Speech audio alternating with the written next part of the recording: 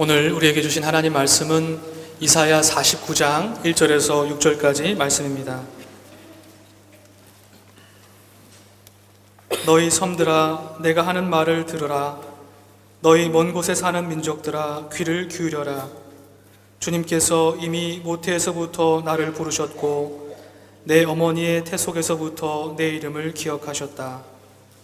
내 입을 날카로운 칼처럼 만드셔서 나를 주님의 손 그늘에 숨기셨다. 나를 날카로운 화살로 만드셔서 주님의 화살통에 감추셨다. 주님께서 내게 말씀하셨다. 이스라엘아, 너는 내 종이다. 내가 내 영광을 나타낼 것이다. 그러나 나의 생각에는 내가 한 것이 모두 헛수고 같았고 쓸모없고 허무한 일에 내 힘을 허비한 것 같았다. 그러나 참으로 주님께서 나를 올바로 심판하여 주셨으며 내 하나님께서 나를 정당하게 보상하여 주셨다. 내가 태어나기도 전부터 주님께서는 나를 그의 종으로 삼으셨다. 야곱을 주님께로 돌아오게 하시고 흩어진 이스라엘을 다시 불러 모으시려고 나를 택하셨다. 그래서 나는 주님의 귀한 종이 되었고 주님은 내 힘이 되셨다. 주님께서 내게 말씀하신다. 주님께서 이렇게 말씀하신다. 내가 내 종이 되어서 야곱의 지파들을 일으키고 이스라엘 가운데 살아남은 자들을 돌아오게 하는 것은 내게 오히려 가벼운 일이다. 땅끝까지 나의 구원이 미치게 하려고 내가 너를 뭇 민족의 빛으로 삼았다. 아멘. 하나님의 말씀입니다. 성도 여러분, 여러분은 여러분 자신을 얼마나 사랑하십니까? 여러분은 얼마나 스스로를 가치 있는 존재라고 여기고 계십니까? 우리는 늘 내가 바라는 나와 현재의 나 사이, 즉 이상과 현실 사이의 간극을 경험하고 살아가고 있는 것 같습니다. 때로는 이 둘 사이가 조화를 이루기도 하고 때로는 갈등을 일으키고 하는 것 같습니다. 이 둘 사이가 조화로울 때, 즉 내가 바라는 나와 현재의 나가 가깝고 조화로울 때, 그래, 나는 잘 살고 있는 것 같아 하고 만족을 느끼고 행복함을 느끼는 것이죠. 그러나 내가 원하는 나와 현재의 나 사이가 점차 멀어지면 어떻죠? 낙심하게 되고 의미를 찾을 수 없기에 불행하다고 느끼는 것입니다. 이 간극은 우리가 스스로를 대상화하여 성찰할 때 인식되기도 하고 누군가와의 비교를 통해서 인식되기도 합니다. 이때 우리를 둘러싼 많은 이들의 시선과 관점, 평가도 아주 중요한 역할을 하는 것 같습니다. 솔직히 우리는 우리를 향한 다른 이들의 평가에 일희일비할 때가 많은 것 같습니다. 칭찬을 들을 때는 어깨가 으쓱해지고 또 감사한 마음이 들고, 비판이나 꾸중의 소리를 들을 때는 낙심하게 되는 우리 자신을 발견하게 됩니다. 이렇게 다른 사람의 칭찬과 꾸중에 매여서 자기 자신을 규정하는 우리들의 모습이 우리의 보통의 모습이 아닐까라는 생각을 해보게 됩니다. 그 평가의 영역도 참 다양합니다. 외모, 성격, 지식, 소유, 성취, 이런 많은 영역에서 우리는 내가 원하는 나와 현재의 나 사이를 견주어서 때로는 결핍을 느끼고 이 결핍을 어떻게든 충족시키려고 노력하게 되는 것이죠. 사실 결핍을 느끼는 것도 고통스러운 일이지만 이 결핍을 충족시켜 나가는 과정도 굉장히 고통스럽다는 생각이 듭니다. 예를 들어서 누군가가 자신의 무지, 자신의 어리석음을 알았다고 생각해 보십시오. 이제 공부를 해야겠어 라고 결심을 합니다. 여러분, 공부가 어떻지요? 공부가 쉬운가요? 쉽지 않습니다. 전도서 12장 12절에 보면 책은 아무리 읽어도 끝이 없고 공부만 하는 것은 몸을 피곤하게 한다, 이렇게 기록하고 있어요. 자신의 무지를 알았지만 그것을 충족해 나가는 과정 역시 굉장히 힘든 과정임을 우리는 잘 알고 있습니다. 그렇다고 이상적인 나의 모습, 그 대상의 가치를 부정하거나 공부 필요 없어 라고 생각하거나 애시당초 스스로 이루고 싶은 꿈, 기대, 욕망을 갖지 않으려고 노력한다고 해도 그 역시 근원적인 해결책은 되지 못할 겁니다. 계속해서 우리 안에는 내가 되고 싶은, 참 내가 되고 싶은 욕망이 일어나는 것이죠. 이렇듯 내가 바라는 나와 지금의 나 사이의 분열과 간극을 극복하는 일, 자기 스스로를 있는 그대로 받아들이고 사랑하는 일, 자신의 존재의 가치, 그 절대값을 깨닫는 일, 나아가 타자의 관점과 평가에서부터 좀 자유로워지는 일은 말처럼 쉬운 일은 아닌 것 같습니다. 어쩌면 우리는 자신을 향한 스스로의 평가와 타자의 평가에 매여서 평생 결핍의 고통과 충족의 고통, 그리고 그것을 이룬 다음에 찾아오는 권태로움과 무의미, 그리고 여지없이 찾아오는 또 다른 욕망이 우리를 사로잡고 있는 것을 봅니다. 그렇다면 어떻게 하면 좋을까요? 이 아침 우리는 우리 자신을 어떻게 바라보고 있는지, 어떻게 우리 자신을 대하고 있는지를 말씀의 거울에 비추어서 함께 성찰해 볼 수 있기를 원합니다. 그리고 우리를 바라보는 우리 스스로의 관점을 잠시 멈추고 우리를 바라보시는 하나님의 관점을 받아들일 수 있기를 원합니다. 오늘 우리가 함께 읽은 성경의 본문은 이러한 관점의 전환을 우리에게 요청하고 있습니다. 오늘 본문의 말씀은 이사야서에 기록된 4개의 고난받는 종의 노래 중 하나입니다. 성경은 그 종을 특정하지 않은 채 그 익명성을 유지하고 있습니다. 물론 우리는 그 종을 하나님의 부르심을 받은 이스라엘 백성들로, 또 나아가 우리의 구원자 예수 그리스도라고 해석해 볼 수 있습니다. 그러나 그 종의 자리에 예수님뿐만 아니라 우리 스스로를 대입하여 읽는 것 역시 매우 중요하다고 생각합니다. 그래야만 하나님의 말씀이 지금 여기 우리 모두에게 여전히 유의미한 말씀으로, 영원한 하나님의 말씀으로 들려줄 수 있기 때문입니다. 이를 위해서 우리 모두 오늘 본문 속 하나님의 종의 자리, 나라고 하는 종의 자리에 우리를 대입하여 우리의 이름을 넣어서 함께 읽어보면 좋겠습니다.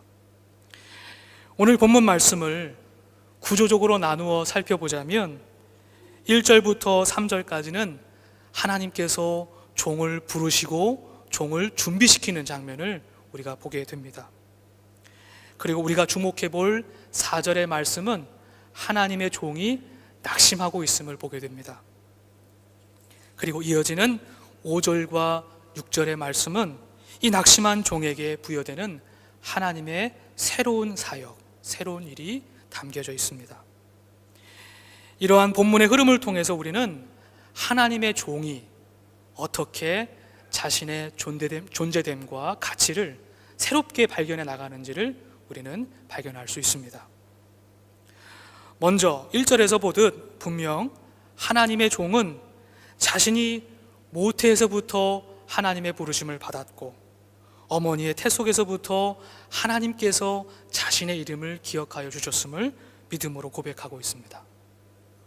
즉 모든 생명이 맹목성과 우연성에 기초해서 근거한 것이 아니라 하나님의 예정과 섭리 가운데 이 땅에 왔다라고 하는 것을 믿음으로 고백하고 있는 겁니다. 이 말씀은 우리에게도 동일하게 적용될 수 있습니다. 하나님께서는 우리 역시 태초에서부터 우리를 부르셨고 어머니의 태 속에서부터 우리의 이름을 기억하여 부르셨습니다. 이러한 고백이 우리의 정체성의 뿌리입니다. 이러한 의미에서 우리의 인생은 우리를 향한 하나님의 창조, 그 섭리를 깨달아가는 과정이 아닐까 생각해 봅니다. 분명한 것은 이 하나님의 창조의 섭리를 아는 것, 깨닫는 것, 고백하는 것이 우리의 인생을 180도로 전혀 다르게 변화시켜 줄 수 있다는 사실입니다. 엄청난 차이입니다. 하나님을 창조자로 고백하는 것, 그렇지 않는 자, 전혀 다른 삶을 살아가게 되는 것이죠. 2절에 보면 두 가지의 비유가 나옵니다. 바로 칼과 화살입니다. 이는 종의 사역과 임무가 무엇인지를 우리에게 보여주고 있습니다. 우리 2절의 말씀을 한 목소리로 함께 읽어보기 원합니다. 함께 읽겠습니다. 시작. 내 입을 날카로운 칼처럼 만드셔서 나를 주님의 손 그늘에 숨기셨다. 나를 날카로운 화살로 만드셔서 주님의 화살통에 감추셨다. 아멘. 하나님께서 종의 입을 날카로운 칼같이 만들어 주셨다는 것은 그가 사람의 마음과 폐부를 찌르는 하나님의 말씀을 전하는 사람으로 세움을 받았다라는 뜻입니다. 더불어 화살은 그 종의 말이 지닌 영향력이 무엇인지 이것을 나타내주는 그러한 상징적인 표현이라고 생각이 됩니다. 하나님은 이러한 당신의 종을 당신의 손 그늘 아래 숨기시고 화살통에 숨겨주셨습니다. 즉 하나님께서는 당신의 종을 안전하게 보호하시고 준비시켜 주신다는 사실을 우리는 말씀을 통해서 확인하게 됩니다. 3절에서는 더 명확하게 하나님의 종으로서의 정체성이 선포되고 있습니다. 서두에서 말씀드렸다시피 본문을 읽어 내려가면서 하나님의 종의 자리에 우리를 대입하여 읽는 것은 참 중요하다고 생각이 됩니다. 그러한 의미에서 우리 오늘 본문 3절의 말씀을 우리의 이름을 넣어서 함께 읽어볼 텐데요, 이스라엘이라는 자리에 우리의 이름을 넣어서 읽어보면 되겠습니다. 주님께서 내게 말씀하셨다. 누구누구야, 너는 내 종이다. 내가 내 영광을 나타낼 것이다. 이렇게 한번 같이 읽어보겠습니다. 시작. 주님께서 말씀하셨다. 광철아, 너는 내 종이다. 내가 내 영광을 나타낼 것이다. 아멘. 그런데 여기에서 우리가 기억해야 할 것이 있습니다. 바로 이 문장의 주어가 누구인지를 아는 것입니다. 우리말 성경에서는 내가 내 영광을 나타낼 것이다, 마치 우리 인간이 주어인 것처럼 표현되고 있는데, 히브리어 원어로 보면 이렇게 표현할 수 있습니다. 내가, 즉 하나님이 너에게서 내 영광을 드러내겠다. 주어가 누구이지요? 하나님이 주어입니다. 행동의 주체이십니다. 바로 하나님께서 스스로의 영광을 위해서 우리를 통해서, 우리 안에서 일하시겠다는 겁니다. 우리를 통해서 당신의 영광을 나타내시겠다는 그런 약속의 말씀입니다. 우리는 2022년 올 한 해 동안 세상을 품어 선교하는 교회라고 하는 비전을 품고서 공동체적 신앙의 여정을 함께 살아내고 있습니다. 오늘 말씀 위에 서서 보면 선교란 우리가 주체가 되어서 무엇을 하는 어떤 의도적인 행위가 아니라 하나님께서 우리 안에서 일하실 수 있도록 자리를 마련하는 것임을 다시 한번 깨닫게 됩니다. 그리고 하나님께서 우리를 당신의 칼로, 화살로 만들어 주셨음을 깨닫고 하나님의 말씀의 전달자로, 통로로 살아야 함을 깨닫게 됩니다. 하나님께서는 우리 함부르크 한인교회를 통해서, 저와 여러분을 통해서 당신의 영광을 나타내시기를 원하십니다. 이제 4절의 말씀을 보겠습니다. 4절의 말씀 속에서 우리는 종의 낙심, 곧 우리 모두가 우리 안에서 경험하는 분열과 갈등을 마주하게 됩니다. 자신의 정체성을 깨달았던 하나님의 종은 내가 한 것이 모두 헛수고 같았고 쓸모없고 허무한 일에 내 힘을 허비한 것 같았다 라고 토로하고 있습니다. 여기서 종의 낙심을 표현하고 있는 쓸모없음과 허무함은 창세기 1장 2절 땅이 혼돈하고 공허하다라고 하는 표현과 동일한 표현입니다.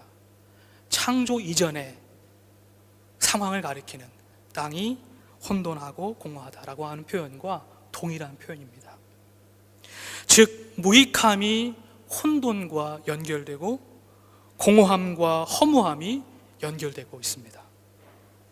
저는 이 동일한 표현의 사용이 하나님의 창조의 섭리를 깨달았던 종이 안타깝게도 창조 이전의 상태로 돌아가게 되었음을 성경은 나타내 주는 것이 아닌가라는 생각을 하게 됐습니다.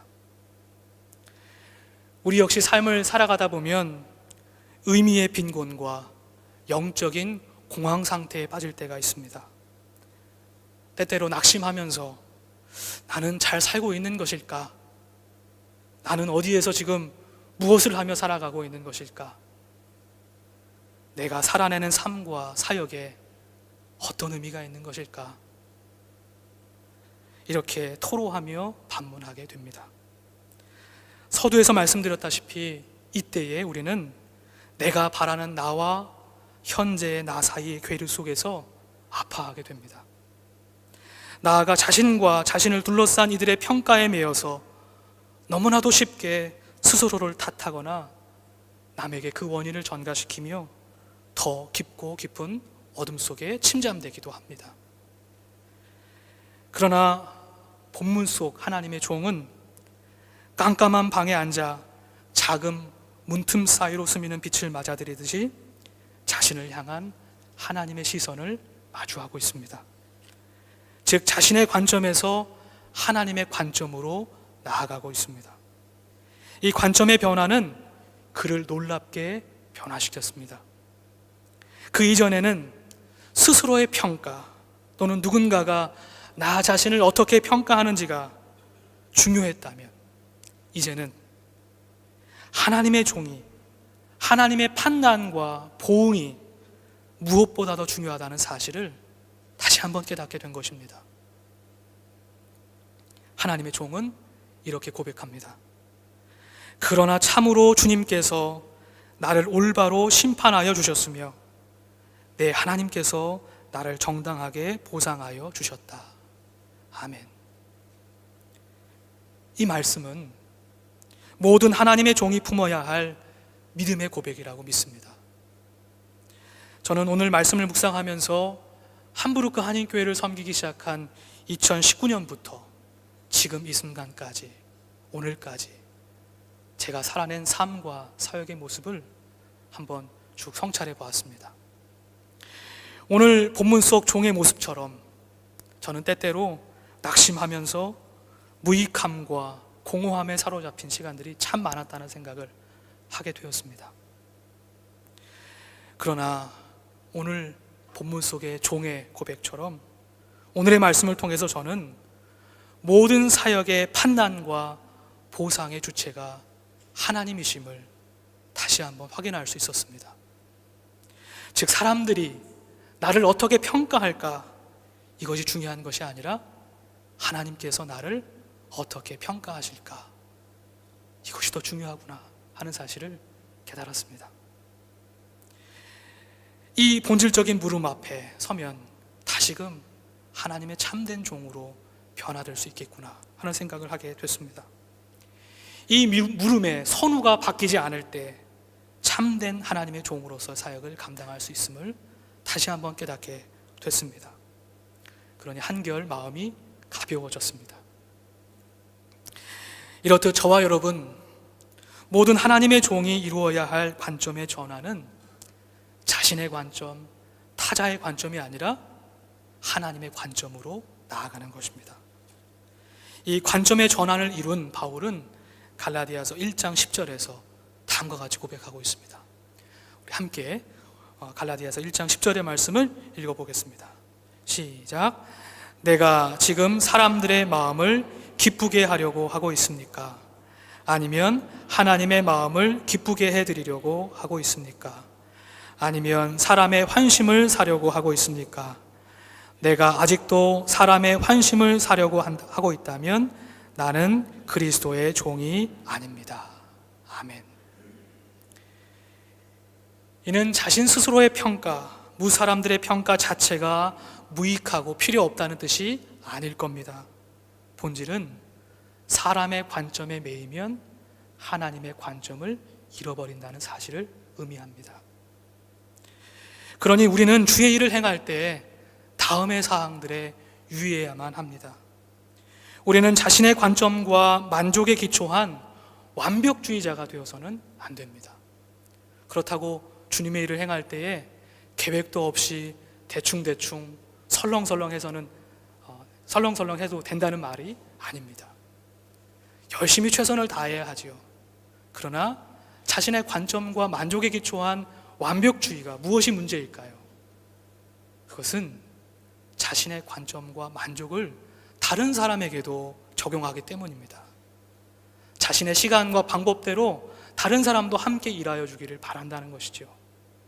그래서 자신의 관점이 다른 사람을 비판하고 비난하는 시선이 되기 쉽고, 함께 일하는 사람들에게 멍해를 짊어지게 하는 그러한 부정적인 영향력을 미칠 수 있다는 것입니다. 안타깝게도 누군가를 다치게 하는 열정은 결국 자신을 다치게 만듭니다.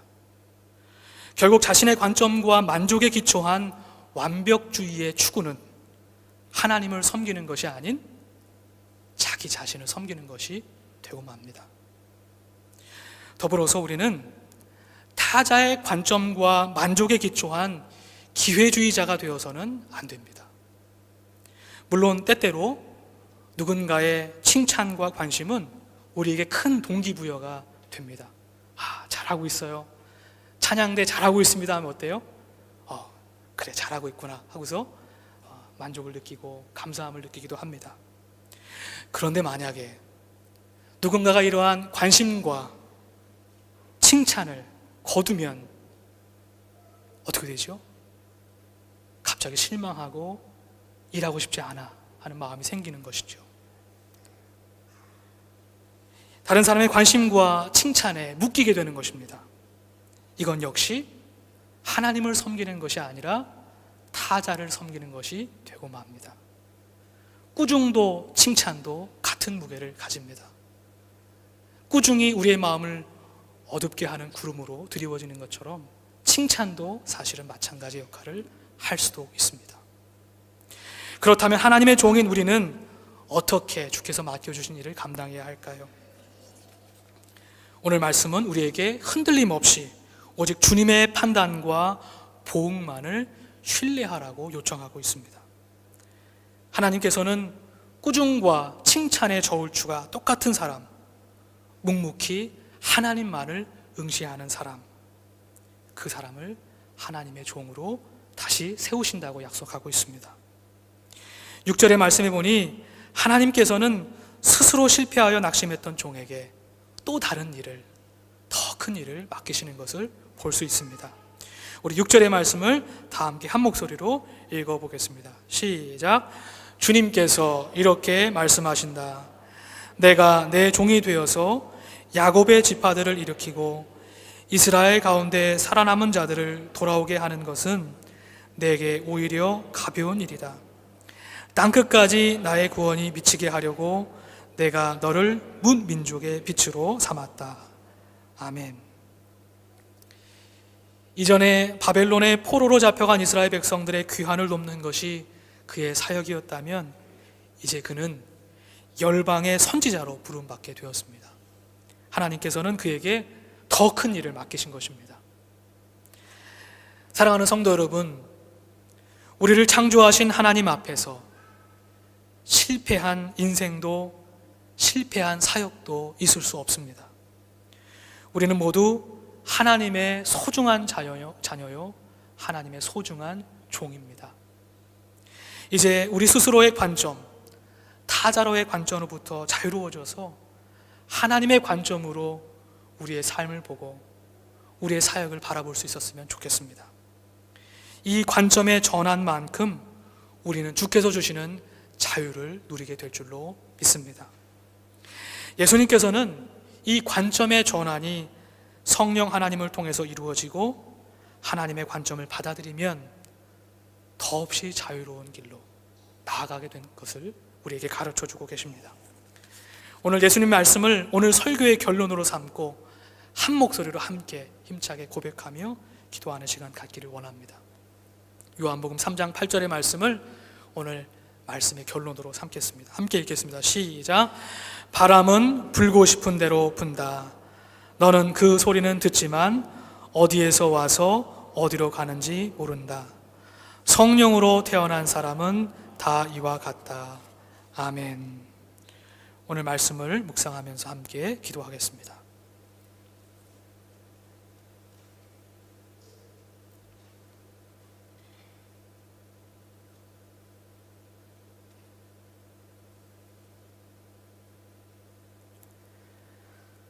우리를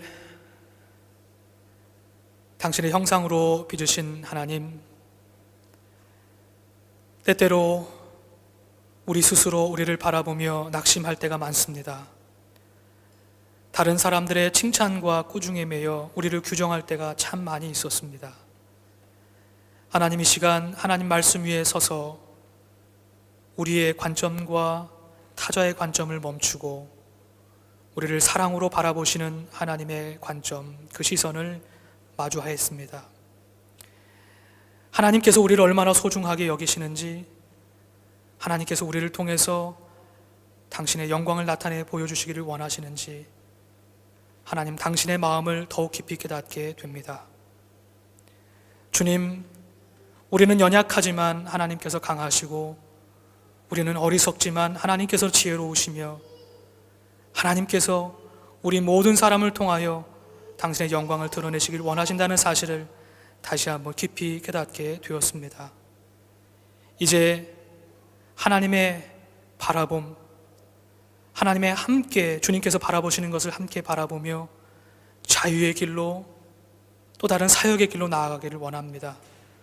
성령 하나님, 우리 모든 한 사람 한 사람의 성도를 붙들어 주시고 함부르크 한인교회 믿음의 공동체를 붙들어 주시며 인도하여 주시옵소서. 주님께 모든 믿음과 사역의 길을 맡겨드리며 우리를 구원하신 예수 그리스도 이름으로 기도드립니다. 아멘.